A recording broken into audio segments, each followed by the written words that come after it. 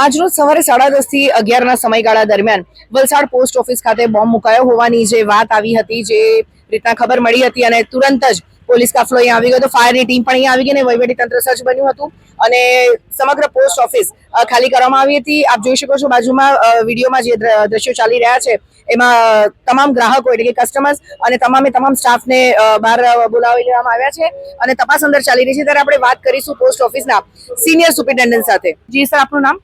GR વસી। Sir, જણાવશો કે કઈ રીતના માહિતી મળીને?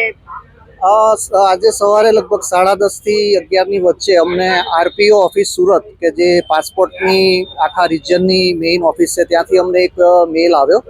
જે મેલ અંતર્ગત તેઓએ અમને જણાવ્યું કે ભાઈ દેશની પાસપોર્ટ ઓફિસોમાં આજરોજ કંઈક બોમ્બ મૂકવાનું ષડયંત્ર રચાઈ રહ્યું છે અને એને લઈને પ્રિકોશનના પગલાં લેવા માટેનું અમને જણાવવામાં આવ્યું। જે અંતર્ગત તરત જ અમે આપણા લોકલ એડમિનિસ્ટ્રેશનને એટલે કે કલેક્ટર ઓફિસમાં, DSP ઓફિસમાં અને ફાયર બ્રિગેડ વગેરેમાં અમે તરત જાણ કરી, જેને લઈને લોકલ એડમિનિસ્ટ્રેશન દ્વારા ત્વરિત પગલાં લેવામાં આવ્યા અને હાલમાં આપ જે જોઈ રહ્યા હશો કે ડોગ સ્ક્વોડ વગેરે પણ આવી ગયા અને એ લોકો ચેકિંગ કરી રહ્યા છે। એ લોકોના સંપૂર્ણ ચેકિંગ બાદ એ લોકોના અગાઉના માર્ગદર્શન હેઠળ અમે અમારી ઓફિસની આગળની કાર્યવાહી કરીશું। જી, આ સંદર્ભે પબ્લિકને કોઈ મેસેજ આપવા માંગશો?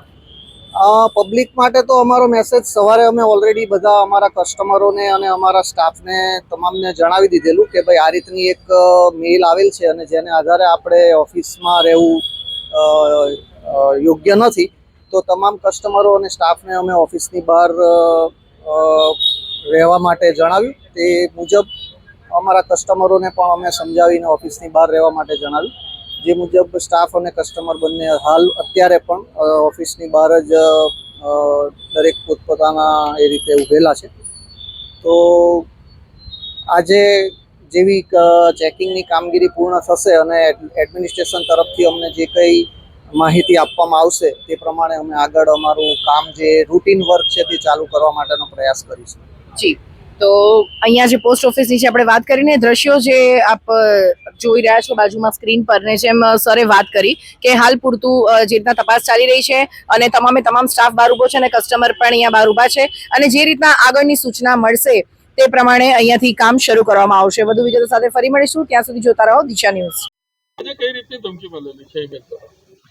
સુરત પાસપોર્ટ ઓફિસમાં એક ઈમેલ આવેલો, એમાં એવું લખેલું હતું કે પાસપોર્ટ ઓફિસમાં સાયનાઇડ ભરેલા સિલિન્ડરો મૂકવામાં આવેલા છે, RDX ભરેલા, અને જે 12 ને 10 કલાકે બ્લાસ્ટ થશે, જેથી સુરત પાસપોર્ટ કચેરીએ તેની તમામ અંડરમાં આવતી પાસપોર્ટ કચેરીને જાણ કરી હતી કે આ બાબતે તમામે ખાતરી કરી લેવી। તેથી વલસાડ પાસપોર્ટ કચેરીમાં પણ આ બાબતે ફોન આવતા તકેદારીના ભાગરૂપે એમાં પણ કંઈ હોય નહીં એ બાબતે હાલમાં તપાસ ચાલુ છે અને BDS ટીમને બોલાવડાવીને એમાં પણ કંઈ શંકાસ્પદ છે કે નહીં એ બાબતે જરૂરી તકેદારી રાખી આજુબાજુનું પરિસર અને બધું ખાલી કરવામાં આવી રહ્યું છે અને આજુબાજુ જે બિલ્ડિંગો આવેલા છે, સરકારી બિલ્ડિંગો છે, એમાં તકેદારીના ભાગરૂપે કંઈ શંકાસ્પદ વસ્તુ મળી આવે કે ન મળી આવે એ બાબતે અત્યારે ખાતરી કરવામાં આવી રહી છે અને BDS ટીમ આવશે એટલે આખું કેમ્પસ ચેક કરીને પછી આગળની કાર્યવાહી કરવામાં આવશે।